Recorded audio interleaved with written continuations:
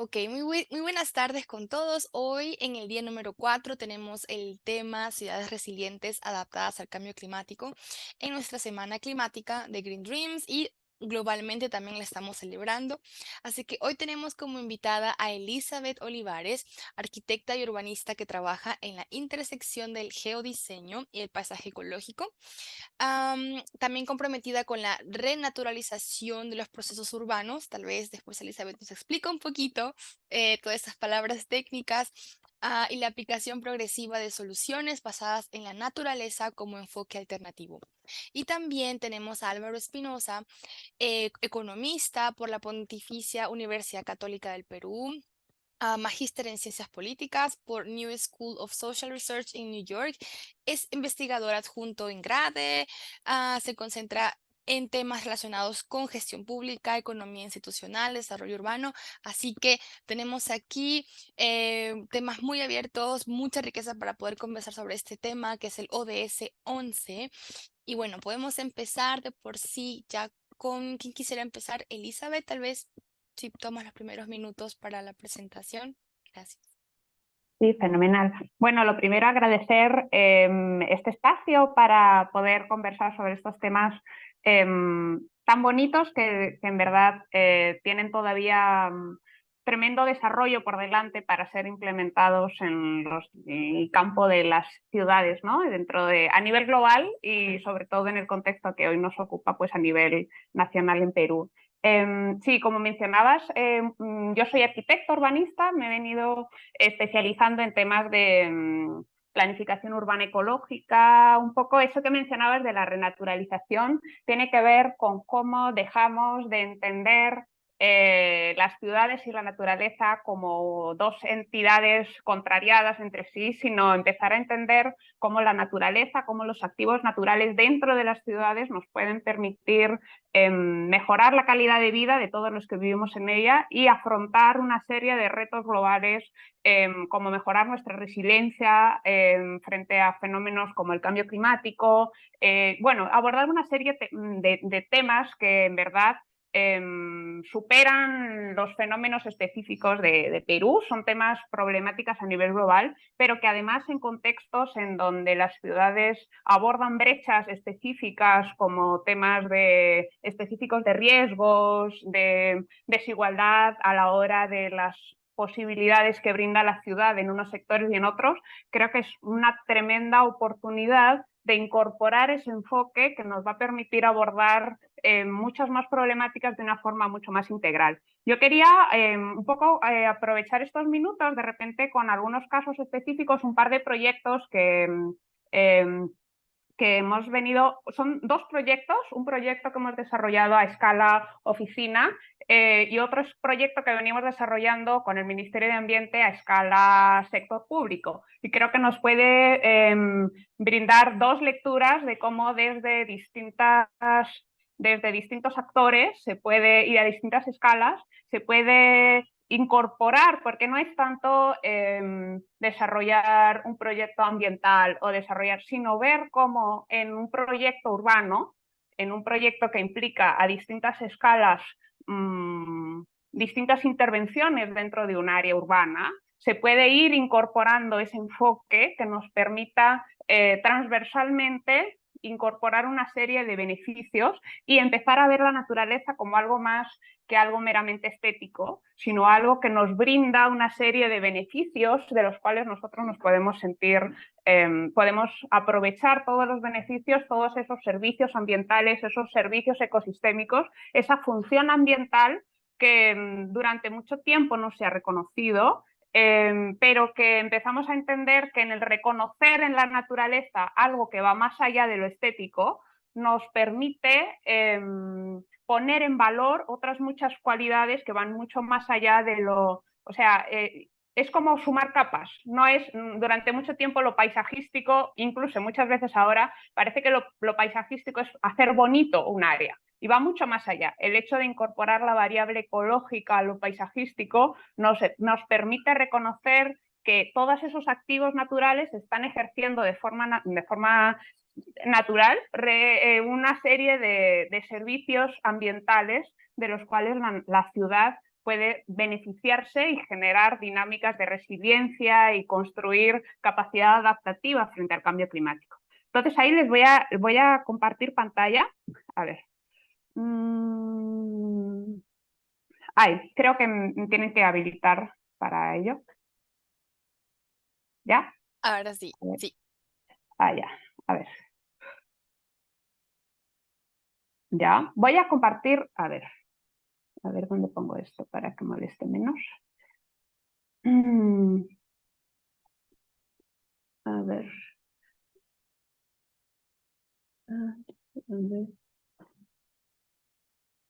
Ver.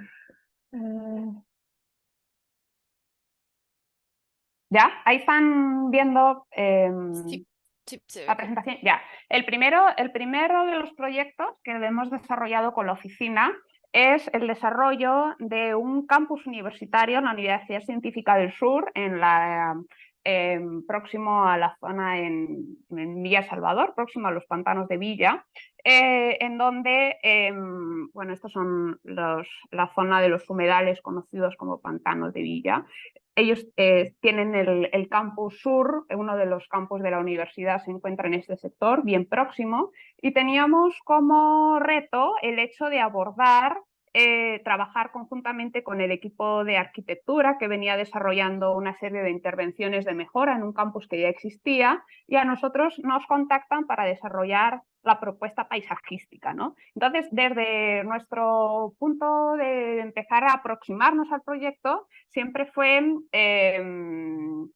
una tremenda oportunidad porque es una zona que la ciudad le ha ido quitando terreno a los sectores de los humedales, a la floración natural de ese agua, que es un tremendo foco de biodiversidad, de regulación hídrica con el nivel del mar. O sea, presenta ese sector ambiental, ese sector de la ciudad nos brinda tremendos beneficios a nivel de biodiversidad urbana y a nivel de depuración de las aguas que emanan hasta ese sector. Nos brinda una serie de beneficios que progresivamente la presión urbana ha ido reduciendo. Y entre ellos este sector del campus pues se encuentra bien próximo y a nosotros nos toca de alguna manera abordar esa propuesta paisajística.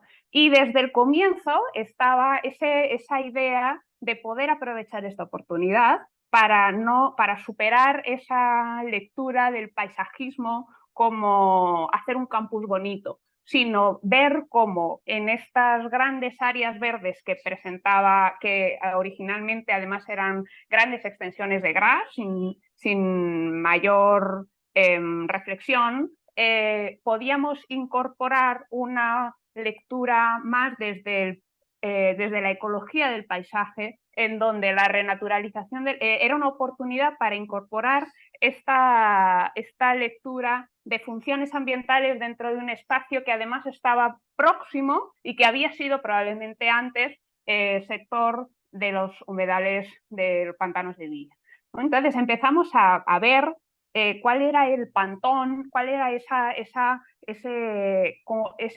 conjunto de coberturas verdes que venían dados por los ecosistemas próximos, ¿no? Empezamos a ver cuál era esa identidad paisajística del entorno urbano, del entorno natural próximo a este ámbito, y empezamos a ver los distintos ámbitos de totora, de juncal, de distintos abanicos de colores que nos empezaban a brindar como ese catálogo, ¿no? De pantones distintos vinculados a la identidad paisajística de los pantanos. Pero por otro lado, ese ámbito tampoco era tenía una vocación de ser pantano en este momento, sino ya reconocer que en esa transformación urbana que se había venido dando, pues también tenía esa como condición híbrida de amalgamar lo que venía a hermanar un poco ese catálogo de pantones que venía dado por los pantanos de Villa con esa condición híbrida de espacio urbano. Y empezamos a ver también, a incorporar ese catálogo de pantanos,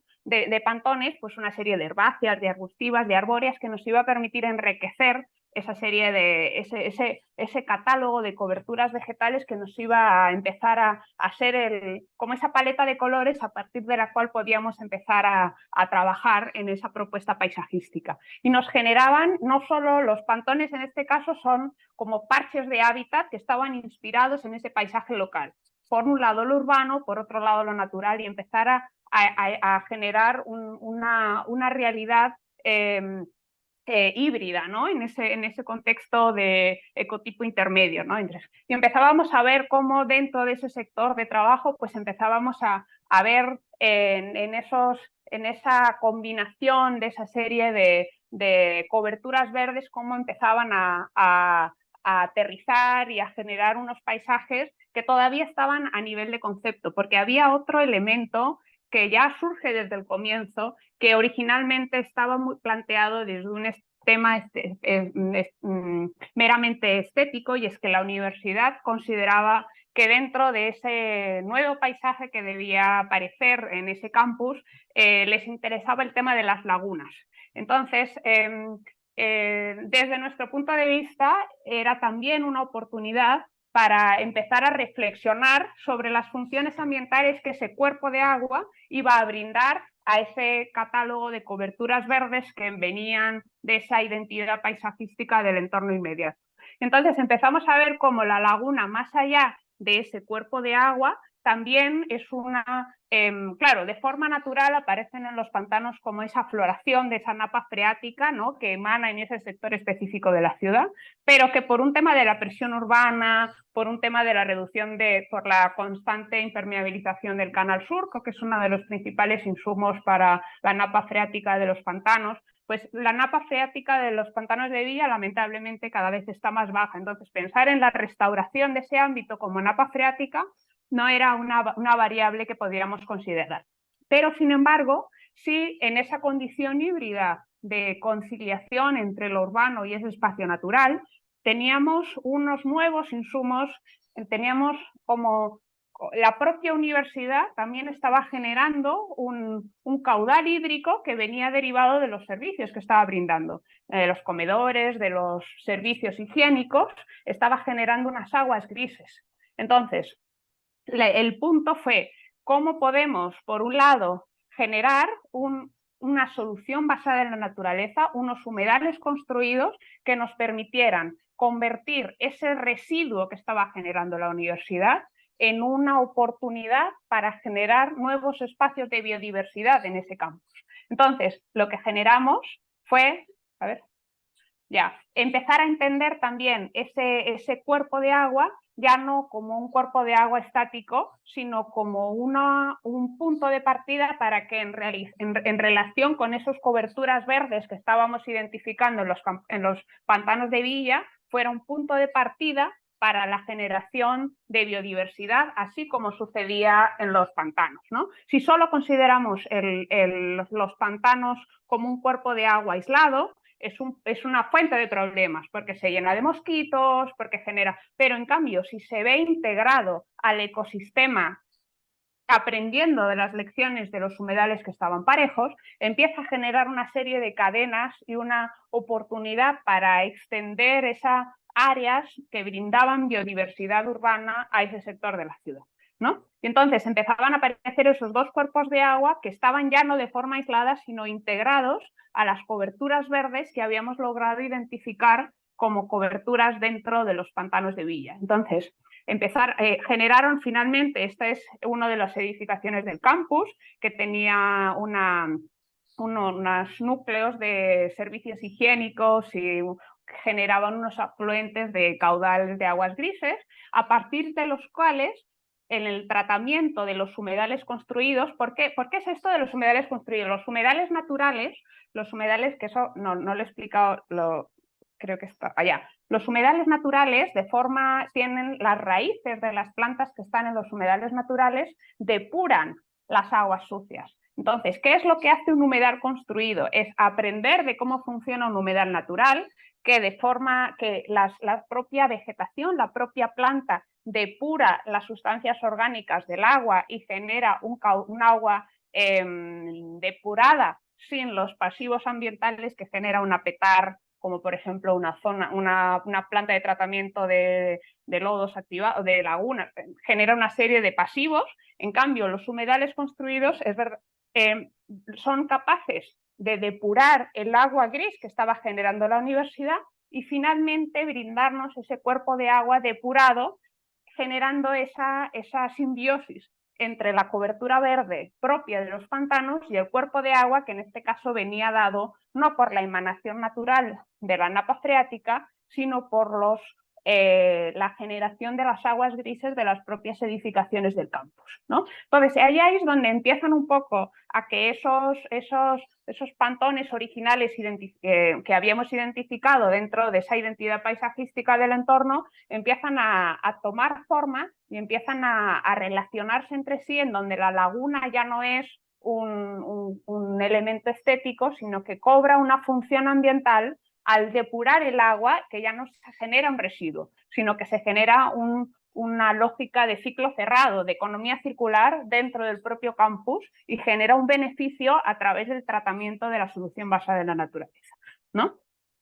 Entonces empiezan a generar esas lagunas que venían derivados de un entorno de esos humedales que procesan el agua generado en las edificaciones y finalmente terminan generando ese cuerpo de agua que era como una de las imágenes, punto de partida que había considerado la universidad, ¿no? Entonces aparecen esos dos humedales, que cada uno de los cuales estaba asociado a un punto de generación de aguas grises, este que trata unas edificaciones que se encuentran en este sector del campus y este de otro sector del campus. Además de esos humedales, empiezan a generarse, por ejemplo, en torno a las pistas deportivas, una gran zona de bosque seco vinculado a esas zonas de sombra, de permanencia, de generar espacios cómodos en los que estar en la sombra, ahora vamos a ver, y que al mismo tiempo integran ese arbolado característico de la vegetación de la costa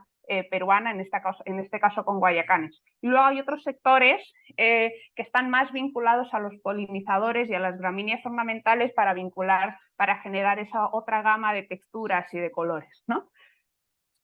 Entonces, bueno, aquí un poco como por separado, en este caso teníamos una torre de aguas residuales que generaban tenían un tratamiento primario de filtrado y luego a través de una serie de recorridos en esas vegetaciones de los humedales generaban ese filtrado. Todo esto no es intuitivo, hay un cálculo que define qué cantidad de área de humedad se requiere para que el agua garantice que este agua que finalmente termina conformando ese cuerpo de agua visible tenga el tratamiento necesario para que no genere olores, para que tenga la cantidad suficiente de tratamiento requerido como si fuera una infraestructura gris más convencional, por así decirlo, ¿no? Y entonces empezaban a aparecer esta serie de paisajes internos al campus en donde ya empezábamos a integrar esa serie de coberturas vegetales diversas que habíamos identificado en la fase inicial de análisis. Básicamente eso, en los rizomas, en las partes bajas, en las raíces de esas especies vegetales asociadas a los humedales, se genera un proceso químico que hace que la carga orgánica del agua se elimine y se reduzca y se genere que ese agua gris progresivamente tenga una serie de depuración, unos procesos de depuración hasta que finalmente sea agua tratada. Y a su vez nos permite generar esas cadenas de biodiversidad vinculados a la fauna asociada al ecosistema colindante que son los pantanos de villa, ¿no? A su vez tenemos otros sectores de plantas vivaces, de gramíneas ornamentales, que nos busca además incorporar ese tema de los polinizadores urbanos en esos ámbitos que generan como espacios de permanencia configurados a través de la propia distribución de la flora, ¿no? Aquí el tema de los polinizadores, de las mariposas Ya. Y el tema del bosque secotropical, que está más vinculado a un concepto de sombra, de descanso, asociado a las zonas de los campos deportivos, ¿no? En donde esas escalinatas nos permite pensar que en unas zonas donde en la época de verano el calor que se genera es significativo y cómo esa sombra nos va a ayudar a reducir ese fenómeno de la isla de calor, al mismo tiempo que genera pues otros beneficios, ¿no? Un poco la lógica de las soluciones basadas en la naturaleza es que, por un lado, la restauración de ese ecosistema a nosotros nos genera una serie de beneficios, pero que, por otro lado, al mismo tiempo genera una serie de multibeneficios vinculados a la biodiversidad, a la regulación de la temperatura, a la reducción de la isla de calor. Ya, este es uno de los proyectos, y el otro de los proyectos que les quería mostrar es este que venimos desarrollando en el Ministerio del Ambiente, que tiene, o sea, son actores completamente distintos. El otro es una escala de proyecto arquitectónico muy asociado a un área casi, bueno, no, sí, muy acotada, vinculado además con un actor privado, y en este caso es un actor público que viene articulando con otros sectores la implementación de otro proyecto que tiene otro alcance, otra escala y otras condiciones, pero un poco creo que es interesante en este espacio ver cómo desde distintos sectores se puede incorporar transversalmente esa lectura para generar una mirada más transversal a todos los proyectos, ¿no? Este proyecto de Franja Verde se integra dentro de un proyecto multisectorial que se viene desarrollando en el sector norte de Lima, en la zona, en el distrito de Ancón, que se ha denominado Ciudad Bicentenario, y que es un sector que comprende el área de mayor superficie del área de conservación regional Lomas de Lima, ¿no? El área de conservación regional Lomas de Lima comprende 20.000 hectáreas, de las cuales hay un sector prácticamente muy significativo en Lima Norte, y 3.000 de esas hectáreas del área de conservación regional en Ancón forman parte de este proyecto que está integrado por 7 sectores del Ejecutivo, uno de los cuales es el Ministerio del Ambiente.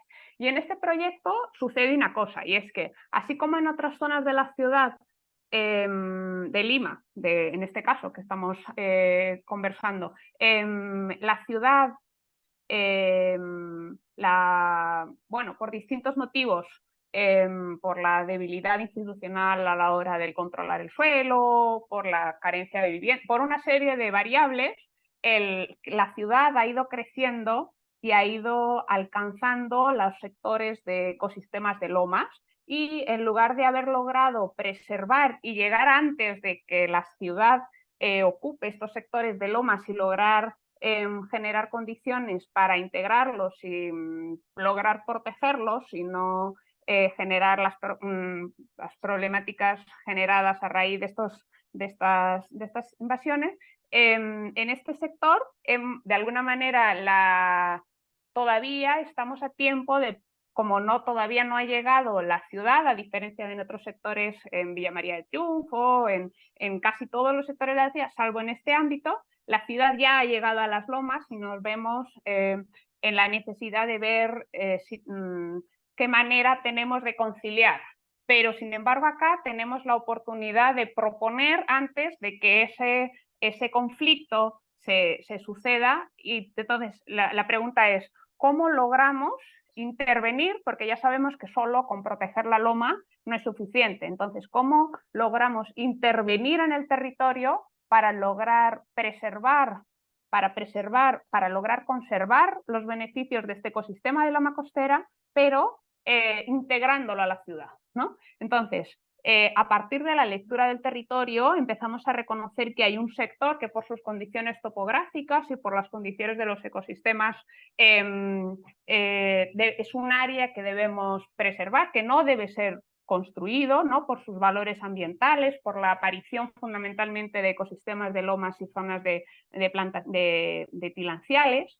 Hay un sector en la zona baja del proyecto urbano que, por sus condiciones de topografía llana, puede llegar a acoger distintos proyectos de uso urbano, y hay un sector intermedio que no tiene lomas, pero que tampoco tiene las condiciones adecuadas para el desarrollo de proyectos de intensidad urbana, como vivienda, como usos logísticos, como usos industriales, en donde esa zona de transición que normalmente no estamos en capacidad de intervenir porque la ciudad ya va con todo, nosotros tenemos ahora la oportunidad de pensar, ok, ¿cómo generamos amortiguamientos adecuados que nos permitan integrar los ecosistemas a esos proyectos urbanos de escala significativa? Porque en este tenemos un polígono de 8.000 hectáreas, ¿no? Entonces, ¿cómo está en nuestra mano desarrollar proyectos en el territorio que nos permita conciliar de la mejor manera esos ecosistemas sin logrando su conservación, pero desde una manera integrada al desarrollo de los proyectos urbanos, ¿no? Entonces, en la parte baja se vienen desarrollando proyectos por distintos sectores, es una zona de residencial y usos mixtos con equipamientos a cargo del Ministerio de Vivienda, un sector de proyectos de usos logístico vinculados a la estación intermodal del Tren Cercanías Norte con el Ministerio de Transportes y Comunicaciones, una zona de proyectos de parque industrial que busca a su vez generar suelo adecuado para poder reubicar áreas industriales en el centro de la ciudad y activar procesos de renovación urbana. Y en ese espacio intermedio que aparecía entre las zonas de lomas y los suelos urbanos, aparece este proyecto, que es un proyecto de franja verde, se ha denominado, porque lo que busca es como generar un área de amortiguamiento entre esos usos urbanos que además van a multiplicar la presión de ocupación informal de esas quebradas y los ecosistemas de lomas, ¿no? Básicamente es entre esos ecosistemas de lomas y esa presión de esa tendencia de ocupación informal de las zonas de quebradas secas que se activan con los huaicos y de la zona de lomas, generar una área de forestación productiva y paisajística que nos permita reducir la presión al mismo tiempo de generar otros beneficios para la ciudad, otra serie de servicios ecosistémicos para la ciudad. Entonces aparece como ese cinturón, esa franja que envuelve esos usos urbanos y como nos permite incorporar una serie de servicios ambientales a ese sector. Todo este ámbito nos presentaba un reto, son 2.000 hectáreas de nueva forestación. Decimos ya, ¿cómo incorporamos esta nueva forestación en un contexto de alto estrés hídrico como es el de Lima? Ya, en Lima, más del 70% del agua que estamos generando, la regresamos al mar, la tratamos, pero luego la regresamos al mar. Entonces, en este caso, lo que estamos haciendo es reutilizar ese agua gris tratada por Sedapal para irrigar esta gran franja y generar una lógica de economía circular en donde los desechos de la ciudad se reconvierten, ya no dejan de ser residuos y se reconvierten en un activo para la generación de nuevas áreas verdes, como en este caso, ¿no? O sea, estamos en coordinaciones con Sedapal para la reactivación de la Petar de Piedras Gordas, que va a recibir las aguas grises del sector, las va a tratar y las va a reaprovechar en la generación de nuevas áreas verdes, ¿no? A su vez, esta franja verde nos va a permitir reducir el riesgo de la población que se ubica aquí. Es una constante activación de las quebradas con el fenómeno del Yaku, con el fenómeno del Niño, y lo que hace esta forestación es reducir la erosión y reducir la cantidad de agua a través de una serie de estrategias del agua que de forma natural llega hasta la zona de la bahía de Ancón. En este caso lo que estamos tratando es, con esta franja, con esta intervención, mitigar el riesgo de la población ubicada en el sector bajo de la cuenca. Y a su vez estamos generando, a través de las especies que se están incorporando a esta franja, una serie de estrategias vinculadas a la conectividad ecológica y a la biodiversidad. Finalmente se están generando esa franja que veíamos antes como homogénea, en verdad son una serie de parches y de especies diferenciadas que se van conectando con la estructura ecológica, con los ecosistemas de lomas y generando una diversidad de espacios que van generando espacios de carácter productivo para ser autosostenible, de carácter paisajístico, en donde se integran unos corredores verdes para ser conectados con el área urbana de la parte baja, ¿no? Entonces, el punto acá es cómo al final el parque industrial y las zonas de usos urbanos se conciben de la mano con esta franja porque para entender el mutuo beneficio y la mirada integral del territorio entre los proyectos que vienen desarrollando los distintos sectores, ¿no? Bueno, estos son un poco corriendo, ¿no?, por el tiempo que teníamos, pero un poco presentar esas dos miradas desde distintos actores, de distintas escalas, dentro de una ciudad tan heterogénea y con tantos retos como el área metropolitana de Lima y Callao. Muchísimas gracias, Elizabeth. Es algo increíble, ¿verdad? Que nos hubiera encantado a todos aprender en el colegio, porque a veces aprendemos ya los desastres naturales cuando vienen los huaicos y nunca nos enseñan las soluciones, ¿verdad? Así que hoy aprendí los humedales naturales depuran y generan pasivos. Chicos, apúntenlo y no se olviden nunca. Muchísimas gracias y después venimos con más preguntas y pasamos con Álvaro, por favor, adelante. Gracias, Bárbara. Gracias, Elizabeth. Bueno, creo que lo estamos haciendo un poquito al revés, porque en realidad yo voy a hablar más de los problemas y lo que está haciendo Elizabeth es presentar soluciones, ¿no?, a los problemas que estoy mencionando. De hecho, este segundo proyecto que he mencionado de Franja Verde es, por ejemplo, una de las acciones que se deberían tomar de manera más generalizada para afrontar los problemas que voy a mencionar en este momento, porque yo acá vengo en onda más pesimista, como buen economista. ¿Ok? Un segundo. Aquí está. Ya. Ok. A ver, dado que es lo que estamos... A ver, perdón, ¿se ve? Sí, ¿no? Ahora sí, sí. Ya. Dado que de lo que se trata esta reunión es de ciudades resilientes, adaptadas al cambio climático, yo lo que quería mencionar es los problemas de fondo que hay en las ciudades del Perú en general, ¿no?, y en Lima en particular, para poder lograr que esta sea una ciudad resiliente y adaptada al cambio climático, ¿no? Entonces, y lo que está, el concepto que está al centro de este problema es la informalidad. Entonces, como tenemos poco tiempo, voy a plantear algunas pocas ideas que se derivan de varios estudios que hemos hecho en los últimos años en GRADE, a ver si después podemos discutirlas más, ¿no? Primero, algunos temas sobre la expansión urbana, ¿ya? En, en, en este siglo, desde el año 2000, las ciudades del Perú, en promedio, han incrementado su área urbana en más o menos 50%, ¿no? Casi 50%, ¿ok? O sea, todo lo que ven aquí en estos mapitas en amarillo es nuevo, o sea, no existía en el año 2000, ¿ok? Y este estudio fue hasta el 2018, así que esto ya ha sido creciendo, ¿no? Entonces, como vemos, el crecimiento es importante, ¿no? Es grande, las ciudades están creciendo a toda velocidad. Y eso está pasando en todas las ciudades. Mira, que son las 43 ciudades que estudiamos, ¿no? Y todas crecen, obviamente, y hay algunas que crecen enormemente. El área urbana, el suelo urbano ocupado en Tacna, en 18 años más que se duplicó, por ejemplo, ¿no? Los mismos Yurimaguas, Arequipa, etcétera, pero en realidad en todos lados existe esta situación. Las ciudades están creciendo muy, muy rápido, ¿no? Y están creciendo de manera informal, ¿ok? De todo lo que han crecido, todas las áreas amarillas que vimos hace un momento, todo ese nuevo suelo urbano creado desde el año 2000, el 93% es informal, ¿ok? Es producido de manera informal. Solamente el 7% es producido de manera formal. Cuando digo informal, me refiero a que primero se ponen las casas y luego, después de varios años, comienzan a llegar las pistas, el agua, etcétera, ¿no? Entonces, esa es la realidad, así es como están creciendo nuestras ciudades, de manera informal. Nosotros hicimos una tipología, ¿no?, de ese crecimiento informal y digamos del 100%, ¿no? Había dicho que el 93% es informal, es decir, lo rojo y lo azul, y lo celeste, ¿ok? Lo rojo son las ocupaciones ilegales, que son sobre todo tráfico de tierras, invasiones, ¿no? Que se ponen donde no deberían estar por mil razones. Puede ser porque es propiedad privada, o puede ser porque es una zona de lomas, ¿no? O una zona de alto riesgo, etcétera. Esas ocupaciones son ilegales porque están en zonas que no se pueden ocupar, donde no puede haber vivienda, ¿ok?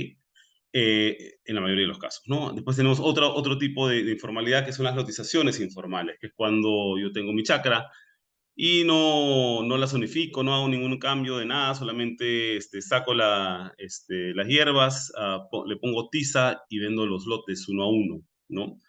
Eso es el 46% del total, ¿no? Entonces, entre las ocupaciones ilegales y las utilizaciones informales, tenemos que esas explican el 93% de las expansiones la expansión de nuestras ciudades. Y eso, digamos, y luego en la parte formal tenemos este naranjita, que son habilitaciones urbanas formales, ¿no? Que primero habilitan y luego vienen las casas, ¿no?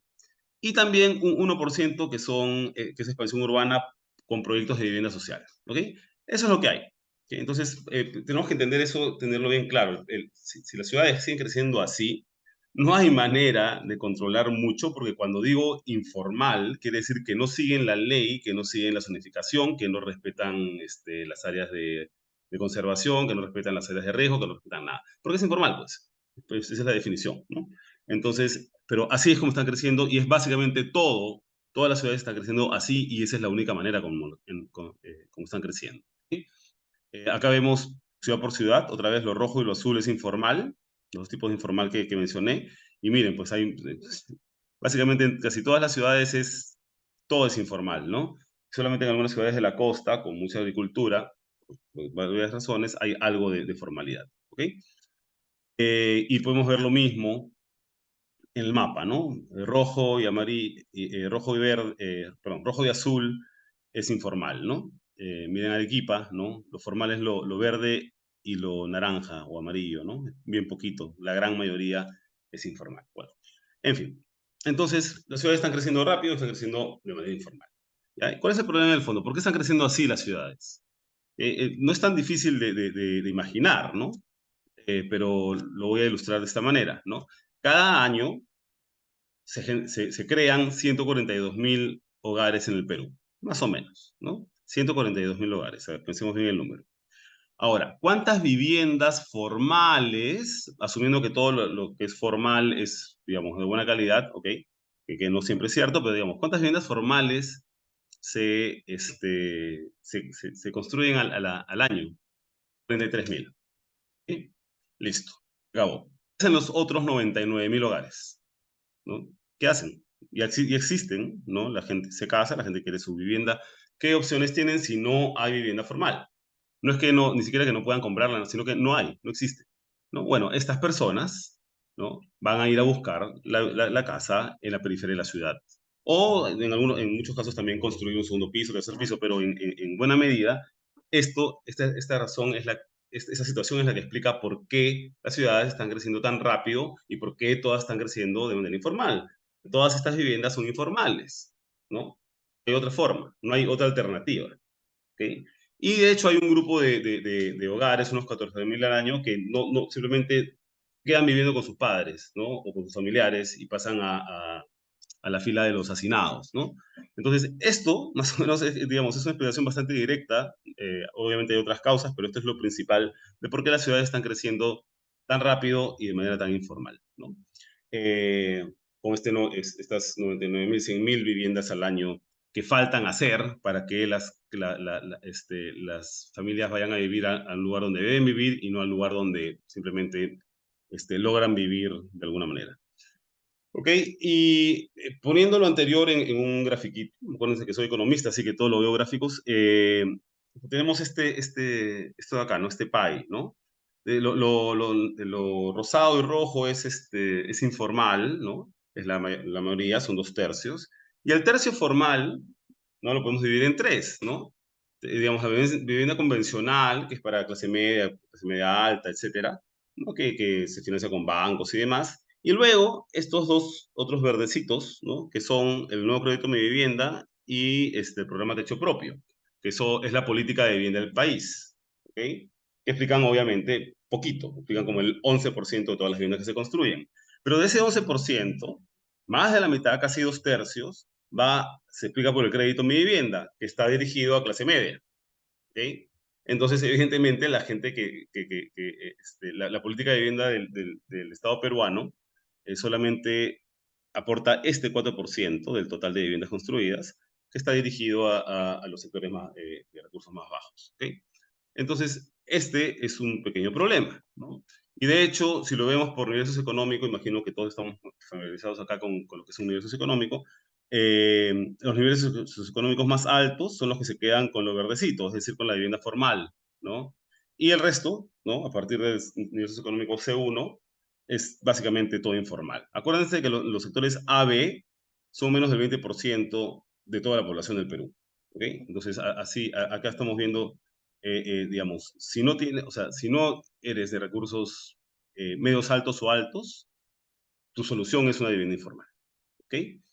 Y eso ocurre en Lima y ocurre en provincias, aunque en provincias, en algunas zonas, sobre todo como mencioné, en algunas ciudades de la costa peruana con mucha agroindustria, ahí se ha entrado un poco más techo propio, que es el programa que hace vivienda de interés social. ¿Okay? Entonces falta vivienda de interés social y el Estado, pero no lo está haciendo. ¿Ok? Y entonces lo que tenemos es eso, ¿no? Eso es lo que produce esta situación, ¿no? No hay viviendas, la gente busca dónde puede vivir, vive acá, vive así. ¿Ok?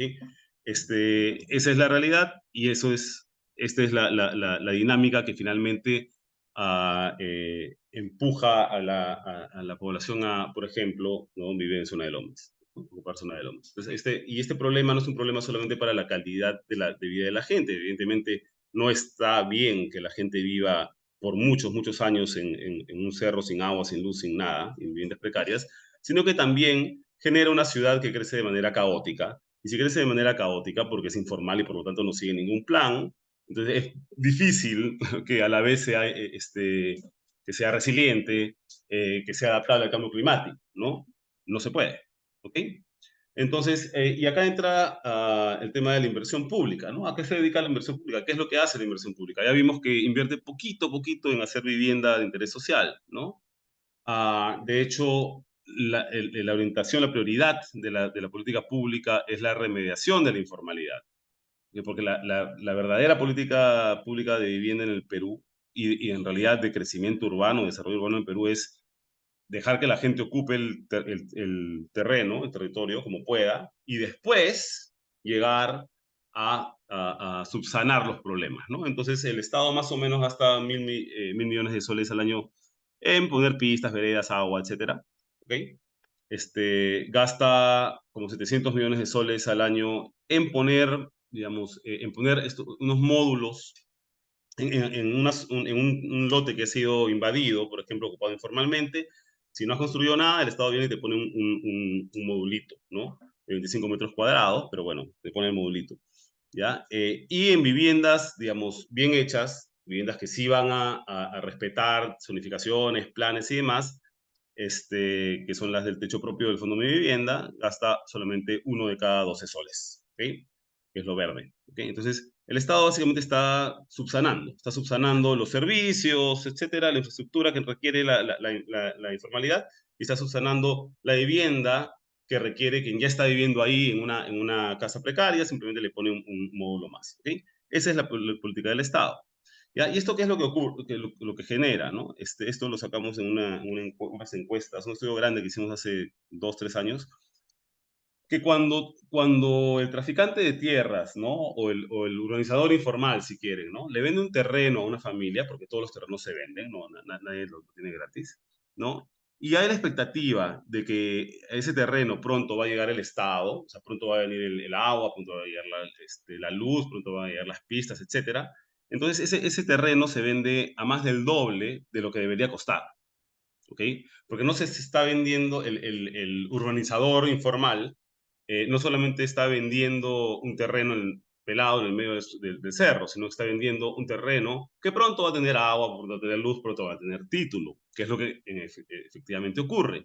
Y entonces, si nosotros vemos cuánto tiene que gastar, que son las columnas verdes aquí en el gráfico del medio, cuánto tiene que gastar el urbanizador formal, el habilitador formal, digamos, o los informales, sea por invasión, por utilización informal, para habilitar el terreno.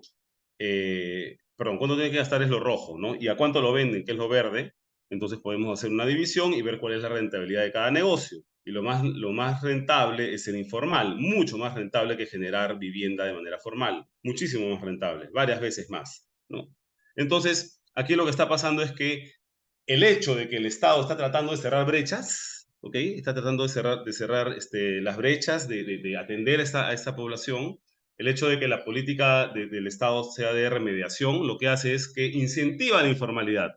la hace más rentable, hace que los traficantes de suelo, de tierras y demás puedan vender a más ese suelo, y por lo tanto hay incentivos para que sigan haciéndolo.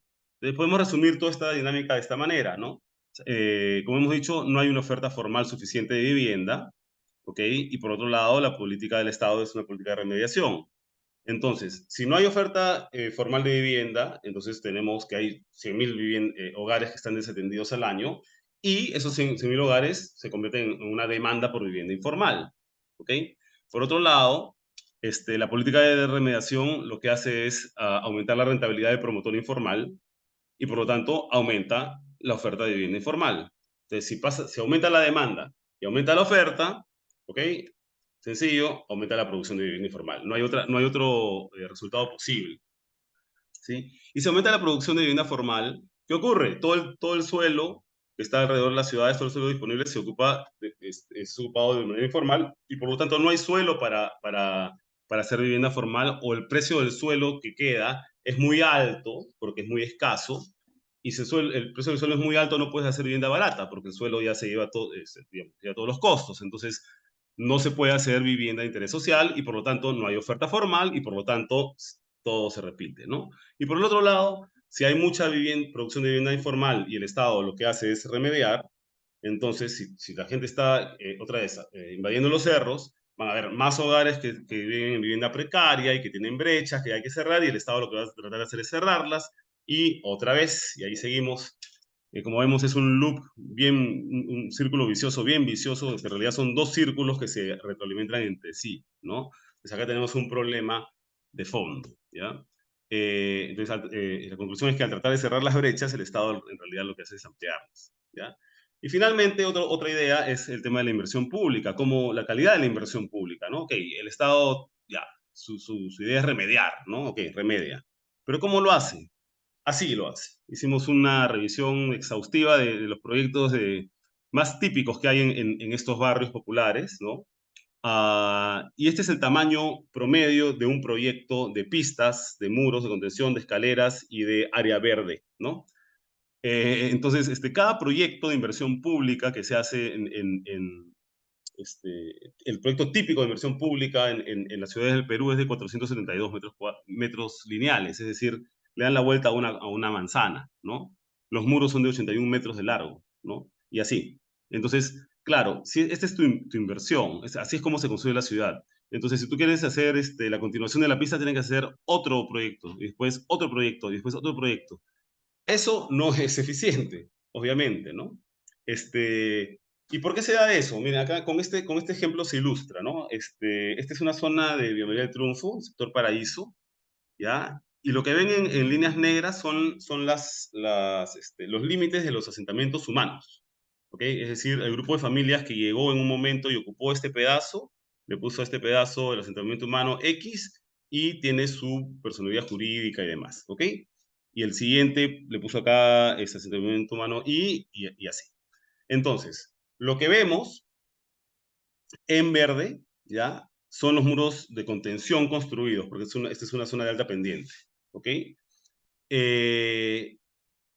Y lo que vemos en rojo es como deberían ser, ¿ok? Es como deberían ser porque así, o sea, así lo manda el terreno.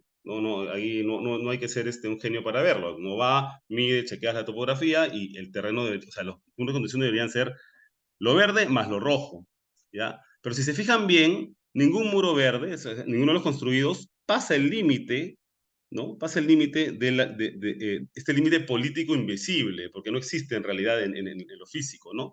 Se quedan ahí, hasta ahí nomás, ¿no? No pasan al siguiente, y se cortan a pesar de que no deberían cortarse, ¿no?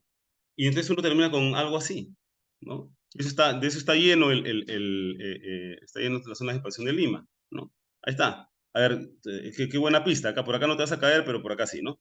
No tiene sentido, y hay más fotos parecidas, porque es lo típico. Pero lo que quiero decir es que la inversión pública, incluso la remediación, la hace mal, ¿no? Y la hace mal básicamente por un tema político, porque la autoridad municipal, que es la que hace estas obras, ¿no? Se compromete con el dirigente del asentamiento humano A, en darle algo y entonces le da a él nomás, ¿no? Porque tampoco tiene tanta plata para hacerlo completo, entonces a él le da un pedacito de muro, al otro le da un pedazo de escalera y al otro le da un pedazo de una losa deportiva, ¿no? Y de esa manera, evidentemente, no se hace bien nada, ¿no? No hay como, no hay como construir una buena ciudad, ¿no? Acá vemos otro ejemplo, ¿no? Hicimos un survey, una revisión con imágenes satelitales de 3 distritos de Lima para ver el tema de pistas y veredas, algo tan sencillo, ¿no? Lo azulito es lo que son el porcentaje de vías que tienen pistas y veredas al 100%, ¿ok? Y de ahí tenemos algunas que son pistas y veredas parciales, otras que son pistas sin veredas, otras que son sin pistas ni veredas, ¿ok? Entonces, esto ilustra el tema de que las cosas se hacen por pedacitos, ¿no? Y nunca tener una visión más grande del territorio, ¿ok? Me voy a saltar esto porque es un poco complicado de explicar, pero lo cierto es que, según nuestros estudios, el 50% de toda la inversión realizada por el Estado en los barrios donde hemos hecho el análisis, ¿no?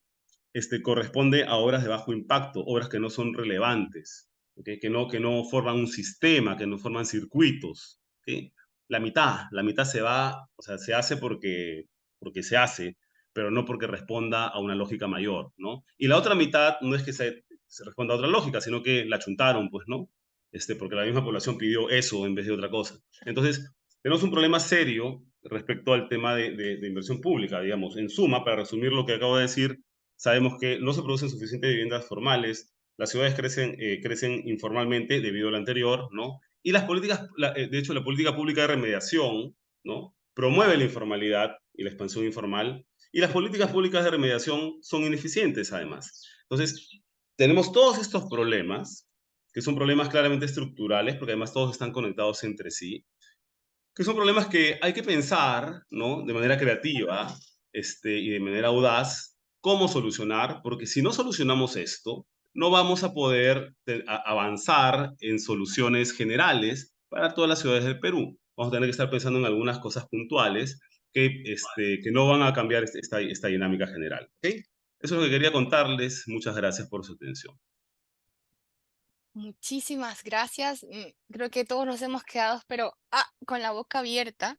Es algo que realmente da un poco de impotencia. Y conversando un poquito acerca de Vía María en las soluciones, o Vía El Salvador y Vía María en los problemas en sí desde fondo. Tenemos aquí a Maritza Torres. Ella también es parte del equipo y justamente vive en Vía María desde hace muchos años, así que puedes tal vez contar un poquito cómo has visto este desarrollo como persona local en la comunidad, especialmente en ciudades resilientes. Por favor. Buenas tardes, familia Green Dream. Gracias por la pregunta, Bárbara.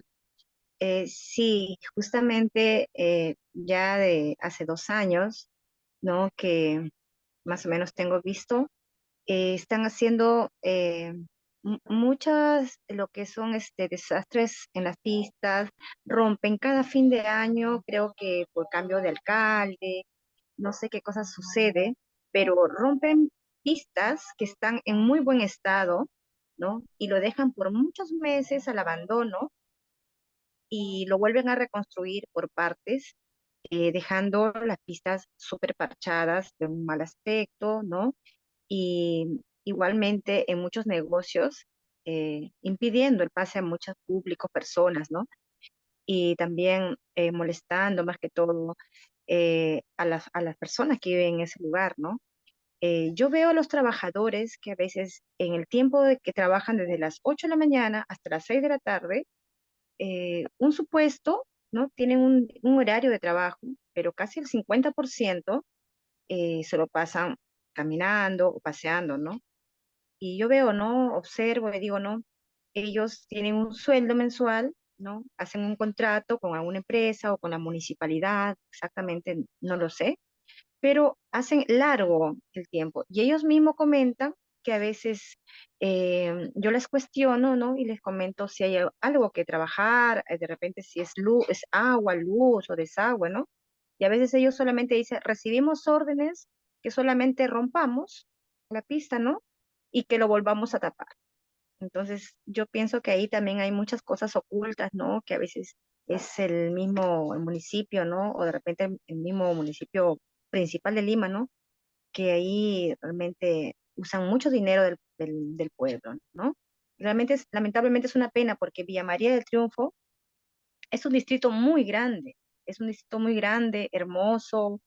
Teníamos la pista nueva, ¿no? Que sale desde Benavides, desde la Universidad Ricardo Palma, ¿no? Y que termina ahí en el Centro Médico Cailín, que es Nueva Esperanza, ¿no? Es una pista nueva que era hermosa, pero ya hace más de una década, creo, que lo han dejado al abandono. Y en sí, ¿no? Vía María del Triunfo realmente se merece un poco más de respeto y a veces yo pensando que de repente un alcalde no da, ¿no? Porque ahí hay, pues tenemos San Gabriel, tenemos Nueva Esperanza, tenemos Atopongo, ¿no? Y el mismo Cercado, ¿no? Y lamentablemente es una pena, ¿no? Pero igual nosotros ponemos de nuestras partes, a veces de nuestro mismo dinero, para cubrir veredas, tener la cuadra más bonita, de la mejor manera, ¿no? Pero eso no se da en los pueblos altos, ¿no? En los cerros que están arriba, que lamentablemente en la parte de abajo cercado la gente tiene un poco más economía, ¿no? Pero en la parte de arriba son las personas que sufren bastante porque carecen de muchas cosas, ¿no? Tanto de viviendas, de agua, de luz y exactamente, primeramente de las pistas, ¿no? Que es una pena. Eso es lo que podría aportar, ¿no? Pero siempre optimistas. Nunca hay que rendirse. Sí, muchísimas gracias. Y no sé si Araceli también te gustaría comentar. Creo que también vives cerca, Vía María o Vía El Salvador. Bueno, cualquier cosa pueden escribir en el chat. Así que exactamente. Vengo con un par de preguntas también para ir entrando al tema. Y tenía una pregunta para Álvaro. Creo que la contestaste en sí. Estas amenazas que tenemos, ¿verdad? En la insostenibilidad, que puede ser en sí el mismo gobierno, la falta de ley. Pero tengo una pregunta un poco más involucrada al tema. ¿Sientes que o ves como en tu perspectiva de economista que Lima está preparada tal vez para una inundación, para la corriente del Niño o para en sí un terremoto? Ah, no, no, obviamente no, ¿no? Esto creo que lo sabemos todos, ¿no? No, no hay manera. Simplemente porque, o sea, tú podrías decir, bueno, mira, la ciudad creció así, siguiendo este plan, y el plan no estaba bien hecho, y Mm, entonces, bueno, ¿no? Podría ser. Pero acá no hay ninguna discusión, si la ciudad creció como creció porque sí, mm, sin seguir ninguna lógica, digamos, de previsión ni nada por el estilo, no hay manera, no se soluciona. De hecho, acabamos de terminar otro estudio sobre autoconstrucción. El 71% de todas las viviendas del Perú, de todas las viviendas del Perú, 71% son autoconstruidas, ¿ok? Y que no está mal autoconstruir, ¿no? Pero el problema es que, claro, la gran mayoría de estas, pues, no cumplen, digamos, todos los requisitos, todos los pasos que hay que hacer para construir bien. Entonces hay no solamente un problema con el tema de inundaciones y demás, sino un tema de un terremoto, se van a caer las casas, lo sabemos todos, ¿no? mm, Es lamentable. Entonces, es importante tener esto claro, tener las cifras, saber cómo está funcionando el asunto y cuáles son los problemas, porque para poder comenzar a pensar o seguir pensando, ¿no? En alternativas, en qué va a pasar, en cómo comenzamos a solucionar, por lo menos con parches primero, en algún momento cuando se pueda de una manera más sistémica, pero ese es el reto, ¿no? ¿Qué vamos a hacer con esta situación? Para empezar, lo que habría que hacer es pararla, ¿no? Que no siga reproduciéndose al infinito, ¿no? Es lo primero, ¿no? Pues si sigue reproduciéndose, no importa, vamos a ir persiguiendo un monstruo que no se acaba, ¿no? mm. Y solucionamos un problema, arreglamos un problema en un lado, le ponemos drenaje, pero ya creció 10 veces más, no funciona. En fin. Ok, muchísimas gracias. Exactamente. Qué importantes son las leyes, eso es increíble. Una pregunta para Elizabeth. ¿Cómo ves la integración de soluciones basadas en la naturaleza, en proyectos de desarrollo urbano a gran escala? Tal vez no solo Lima, tal vez toda la zona costera. Y si puedes proporcionar un ejemplo tal vez positivo que podamos implementar. Sí, bueno, ahí comparto, obviamente como menciona Álvaro, hay muchos muchos problemas estructurales vinculados a cómo han venido creciendo las ciudades, pero creo que lo que más me preocupa es que la forma en la cual seguimos interviniendo en la ciudad no logre integrar aprendizajes que en otros países de la región, no digo que estén completamente integrados, pero que ya deberíamos de alguna manera dejar de intervenir en la ciudad como en otras áreas se venía planteando. En otros países a lo mejor se veía planteando de forma fragmentada. Los bypasses, una serie de aspectos y una serie de enfoques que en otras ciudades están desmontando lo que se hizo hace 30 años, aquí lo consideramos una innovación. Entonces, creo que a veces tenemos un problema de no ser capaz de integrar los aprendizajes que en otros países, en otros que no hace falta irse a países con a lo mejor mayor poder adquisitivo en Europa, no, países de la región, Ecuador, Colombia, están integrando a sus políticas públicas de una forma mucho más integral a distintos niveles de gobierno, integrado a la planificación urbana, este enfoque ecosistémico que lo que busca es, bueno, es verdad, tenemos tremendos retos, tremendas brechas acumuladas, tenemos muchas problemáticas heredadas, pero no podemos... yo creo que el urbanista no puede, el urbanista tiene que ser optimista, porque si no nos quedamos en casa.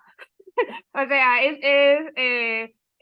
con la tremenda cantidad de brechas y de problemas que hay, tenemos que creer que es posible que aunque sea con revertir una tendencia, obviamente tampoco eso o sea, sería un problema si ese optimismo se transformara en que fuéramos unos ilusos, que no reconociéramos las problemáticas o los retos que tenemos delante. Pero sí creo que lo que tenemos que lograr es, reconociendo todas las problemáticas que tenemos, o sea, lo que no podemos es...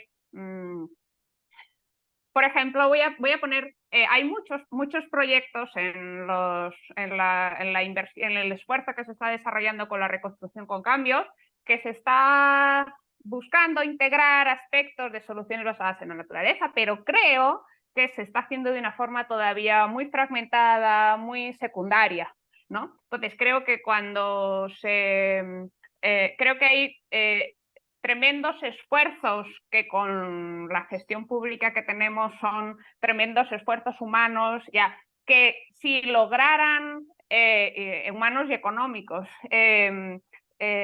lograran abrir las ventanas y dejar permeabilizarse de muchos aprendizajes que en otros lugares de la región ya se vienen consolidando, creo que podríamos generar un punto de inflexión y empezar a ver las posibilidades que a largo plazo, porque esa es otra de las problemáticas que yo creo que existe a nivel de ciudad, los políticos, las gestiones políticas necesitan o priorizan resultados inmediatos, ¿no? Y es verdad que son necesarios para generar esa contraparte con la ciudadanía, pero si no vienen de la mano con una mirada más constante, más allá de las gestiones políticas, que permita generar esa construcción de soluciones a largo plazo en lo ecosistémico y en todo, pero a nivel urbano, ¿no? Se requiere un pacto en donde haya una mayor constancia en generar una planificación a largo plazo y una aplicación de esas herramientas. Bueno, muchas de ellas con la Ley DUS, también hay cosas positivas, pues la Ley DUS con sus fortalezas y con sus debilidades, pero está buscando incorporar herramientas que permitan aterrizar proyectos que empiecen a transformar ese sector, esas áreas urbanas. Entonces, hay que probar, hay que implementar, hay que innovar y hay que dejarse empapar por aspectos que ya vienen siendo... ya han dejado de ser innovadores en otros sitios, entonces nosotros no tengamos ese temor para incorporarlo a esa lectura y empezar a generar un punto de inflexión para que todas esas problemáticas podamos, con una mirada a medio y largo plazo, poco a poco revertirlas y ser ciudades un poco más resilientes. Es verdad, obviamente, decir que Lima mañana va a ser resiliente sería completamente irreal, ¿no? Los retos que hay son abrumadores, pero precisamente por lo abrumadores que son, tenemos que empezar con cosas que nos permitan avanzar, porque a veces el reto es tan grande que inmoviliza. Entonces, creo que tenemos que avanzar, transformar e ir sumando esfuerzos para que poco a poco esa ciudad sea un poco más resiliente, tenga poco a poco una mayor sensibilidad por parte de la ciudadanía frente a estos retos y que aborde cada vez más esa construcción de capacidad, de esa resiliencia ciudadana, ¿no?, frente a estos retos globales.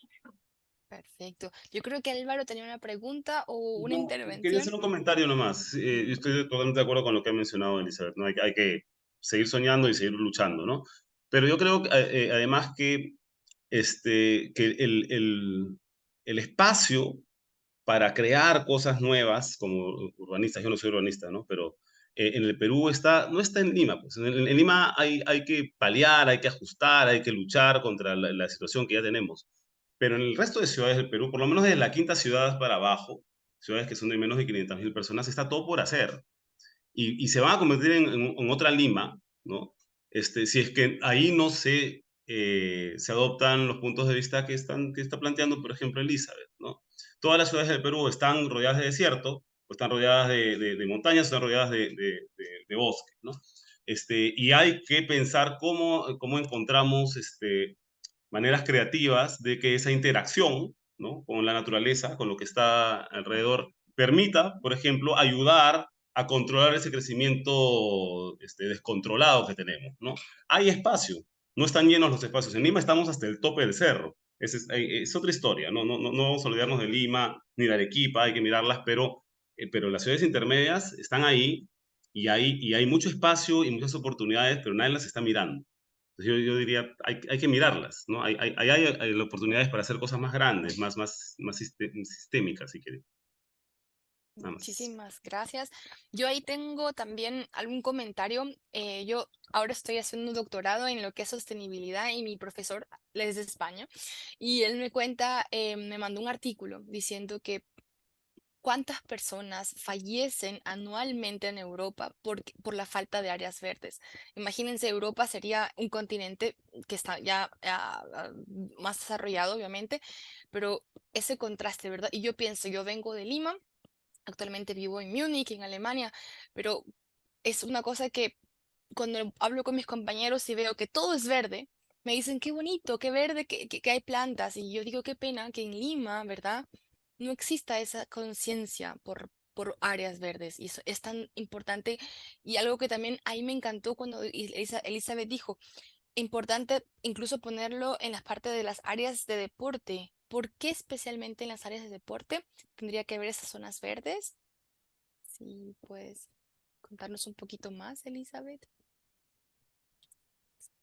¿Por qué se relacionó con las áreas de Sí, deporte?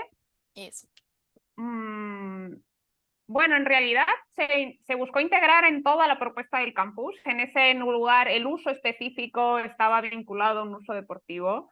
Y bueno, obviamente hay un tema en verdad creo que no era tanto por facilitar las actividades deportivas, sino era porque así igual estaba en las áreas de permanencia, en las áreas de estudio, en las áreas de investigación, en las áreas de deporte. Entonces lo que buscaba era ver cómo en cada una de las áreas se adaptaba a actividades vinculadas a lo que el usuario iba a desarrollar, ¿no? Entonces, en esas áreas deportivas, lo que nos parecía más que iba a generar una mejores condiciones para el disfrute del usuario era esa sensación de cobijo, de sombra, de reducción de temperatura que muchas veces bueno, que el árbol nos brinda, ¿no? Entonces, creo que el árbol es la infraestructura verde esencial y que en las ciudades puede ser un activo tremendamente potente para reducir el incremento de temperatura, y entonces son cosas, tampoco es que, o sea, no es nada novedoso, no es nada innovador, pero aquí parece que tengas que estar peleando con todos para explicar cómo es. Entonces, a eso me refería con lo de los aprendizajes, que no es que si yo digo que el árbol en la calle o en el espacio deportivo me va a generar una sombra que me va a hacer estar más, sea una estancia más agradable y un espacio de permanencia, un cobijo, no, esa sombra me va a reducir la temperatura, va a hacer que esté más cómodo con mis amigos, disfrutando de ese espacio. No estoy descubriendo nada, pero sin embargo es como una pelea constante, porque es como el árbol, ay, qué bueno tus pajaritos y tus mariposas, ¿no? Es como se reduce el potencial que cosas tan básicas como un árbol nos brinda, ¿no? Entonces es en ese sentido un poco que se incorporó en todos los usos vinculados a cómo se había concebido la vida diaria del campus, ¿no? Perfecto, muchísimas gracias. También les recomiendo a todos los que vean documentales de países un poquito más desarrollados, no sé, como Dinamarca, cómo usan edificios antiguos y lo convierten en áreas verdes, también que absorben el CO2 y así vamos también adaptándonos al cambio climático y mitigando. Tengo una pregunta para Álvaro. En muchas ciudades, la planificación urbana enfrenta desafíos debido a los intereses económicos y políticos, como lo explicaste. ¿Cómo se puede influir en la toma de decisiones políticas para promover un desarrollo más sostenible y equitativo? Tal vez en nuestra posición como jóvenes, activistas. Claro, mira, creo que ese es el tema central detrás de todo lo que yo he hablado, ¿ok? El problema, y bueno, que tiene que ver con lo que acabas de mencionar, Elizabeth, ¿no? Tenemos un serio problema en el Perú, y es que el tema de desarrollo urbano, y el tema de vivienda, que está dentro del tema de desarrollo urbano, que es central, pero está ahí, no es un tema político, no es un tema de agenda política, nadie la tiene.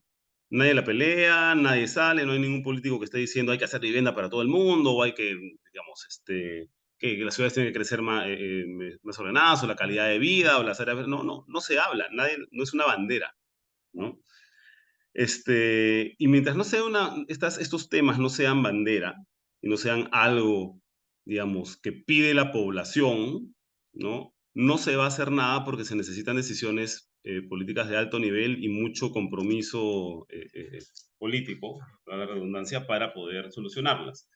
Por ejemplo, por poner un ejemplo, ¿no? En el Perú nadie sale a marchar a pedir vivienda digna, nadie. La gente sale a marchar a pedir título, ¿no? Título para la vivienda que yo invadí y que construí, ¿no? O a pedir agua, o a pedir pistas, o a pedir cosas así, o sea, pedirlo, digamos, un poco, suena mal, pero como migajas, o sea, no piden lo central, ¿no? No piden lo central porque acá nunca lo ha pedido, porque desde los 60 la política del Estado ha sido esa, ¿no? Es la mitigación, es lo único que hay. Pero en todos lados del mundo la gente sale a pedir vivienda, pero acá no es un tema. Entonces, si la vivienda no es un tema político, siendo tan central y tan importante para todos, ¿no? ¿Cómo haríamos, no? Nadie le va a dar bola, nunca. Entonces, ahí los jóvenes, ¿no? Activistas son la clave. Hay que organizarse y hay que hacer educación política y hay que exigir eso.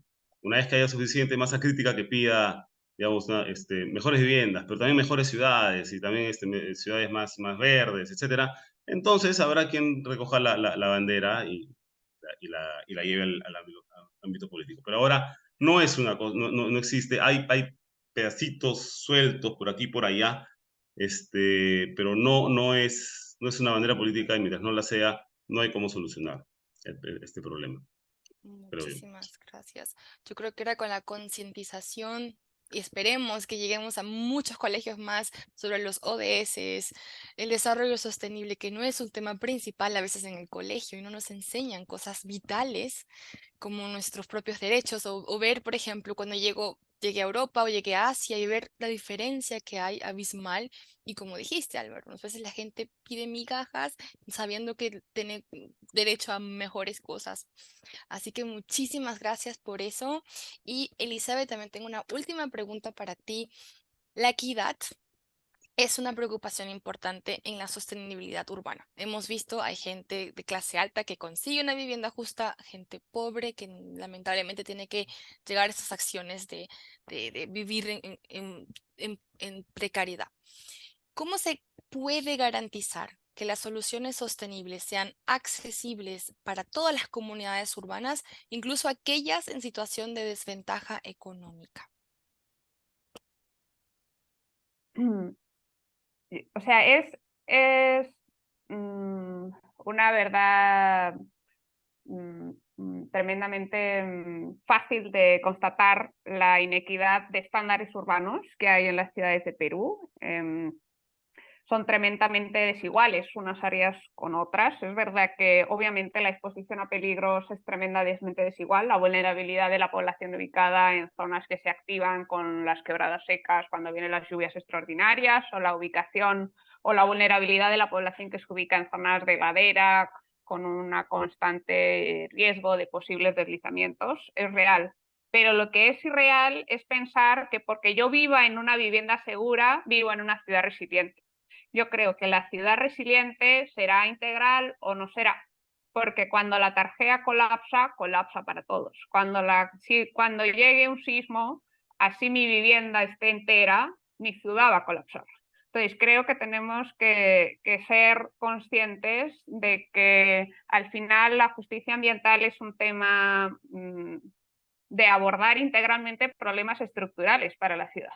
Entonces, ya no es un tema de mi barrio tiene mejores estándares. Al final, la resiliencia integral de las áreas urbanas, el agua entra por la tarjea, el 60% del agua que suministra entra por un punto, las infraestructuras van a quebrar, los puntos de abastecimiento. Entonces, creo que tenemos que entender la resiliencia, obviamente la vulnerabilidad, como pasó en la pandemia, escuchaba, ¿no? Todos enfrentamos la misma tormenta, pero unos van en un barco pequeño y otros van en un barco grande. Obviamente el nivel de vulnerabilidad genera una tremenda diferencia, pero creo que lo que hay que hacer es integrar a las políticas públicas de forma a nivel de los políticos, a nivel de las agendas políticas, un poco lo que mencionábamos en la pregunta previa, ¿no? Tiene que ser abordado de forma integral el enfoque de una planificación urbana. A mí me sorprende, por ejemplo,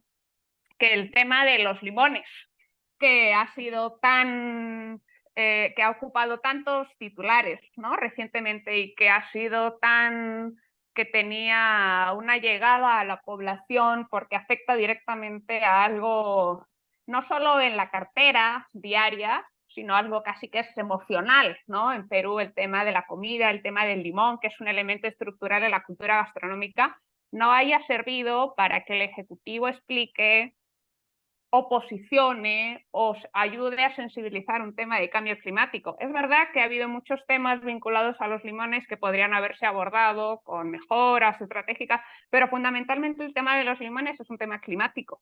Y en lugar de haber aprovechado un tema que a mí claro, cuando hablamos de es que los polos se están derritiendo, el mar va a subir 2 centímetros. O sea, la población, de bastante problemas tengo yo en mi día a día como para pensar en los glaciares. Les suena algo completamente remoto. Sin embargo, el limón, algo tan básico, se vuelve en una oportunidad de romper ese círculo vicioso en donde la ciudadanía no exige y el político no incorpora a su agenda política nada porque la ciudad no. Entonces yo creo que el político no lo hace por no sembrar pánico, porque es algo estructural, pero yo creo que debería ser una oportunidad de decir, bueno, esto es un problema que nos afecta y que tenemos que abordar problemas estructurales a nivel ordenamiento territorial, a nivel de planificación urbana, qué estamos haciendo, qué se puede hacer, cómo podemos priorizar. Y es ahí donde aparecen momentos, oportunidad para romper ese círculo vicioso,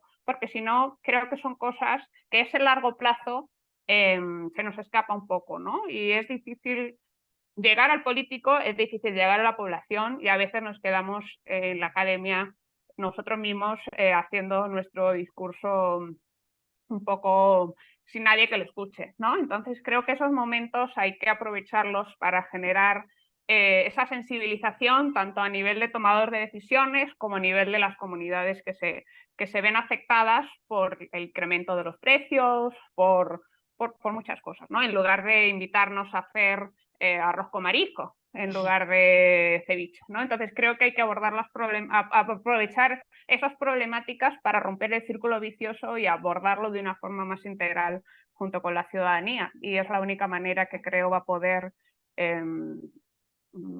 abordarse, ¿no? Esos temas de esa escala tan significativa. Muchísimas gracias. De verdad, el tema del limón también lo conversamos con los chicos de Green Dreams y yo creo que ese es el problema. A veces se queda ahí y no hacemos más ruido en comparación a Chile, por ejemplo, donde viví un par de años y cada jueves los jóvenes salían a protestar, o en Alemania, donde se pegan en las pistas. Es un poquito extremo, pero hay algún tipo hay una reacción de parte del pueblo.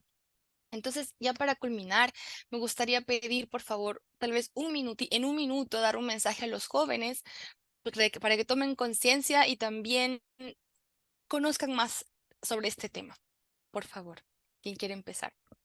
¿Álvaro o Elizabeth? Álvaro, por favor. Ok, bueno, entonces, un mensaje a la nación. Bueno, jóvenes, esto es una lucha, no va a caer del cielo, ¿no?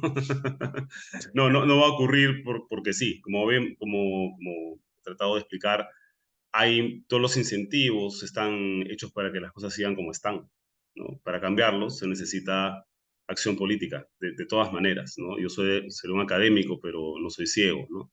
No se trata solamente de tener buenas ideas y unas recetas, es necesario la acción política para mover las cosas, ¿no? Así que esa es la tarea, ¿no? Hay que tener las ideas, ¿no? Hay que proponerlas, pero también hay que empujarlas y hay que lucharlas. Muchísimas gracias, Álvaro. Y Elizabeth, por favor. Yo sí creo en la renovación generacional y en una lectura optimista, porque creo que el tema ambiental, que es un poco el enfoque ecosistémico, es abrumadora la diferencia. Tú a un chico joven no le tienes que explicar por qué es importante el cambio climático o por qué es importante. Bueno, no voy a generalizar, pero el porcentaje de gente joven que está concienciada con esa problemática es significativamente mayor. Entonces, sí creo, y a nivel urbano, por ejemplo, creo que hay mucha gente en las universidades, recién egresados, que tú no les tienes que explicar que lo ambiental es importante. Y sin embargo, cuando muchas veces, o sea, no significa que nadie de las generaciones más adultas no sea sensible a eso y que todos los jóvenes no, ningún absoluto es real. Pero sí creo que poco a poco se ha ido generando una sensibilización mayor ante problemas y que está en nuestras manos.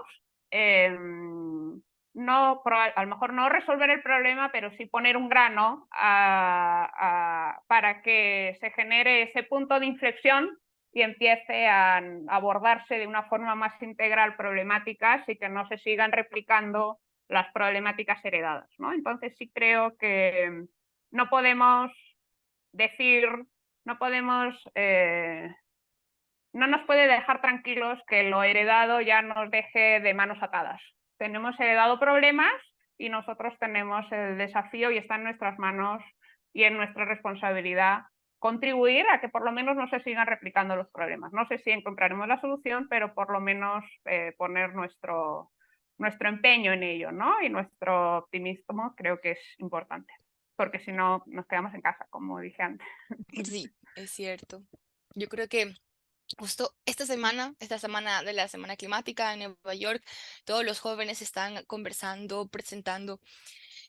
Tuve la suerte el año pasado de estar ahí, de escuchar al presidente Castillo cuando estaba en ese tiempo ahí, y ahora hablando otra presidenta, y yo siento que nadie habla de este tema tan importante. Hablan de delincuencia, hablan de temas y no hablan de eso tan importante. Entonces, muchísimas gracias por esa esperanza, muchísimas gracias por ser críticos, porque también hay que ser críticos y no aceptar lo que nos den, sino hay que pedir más. Y bueno, solamente dar muchas gracias y espero volverlos a ver en algún momento en Perú cuando vuelva. Y bueno, desde Green Dream siempre será su casa y esperemos crecer, crecer y que nos vean ya más grandes el próximo año también. Gracias y que tengan un lindo día. Muchísimas gracias. Gracias, chao a todos, saludos.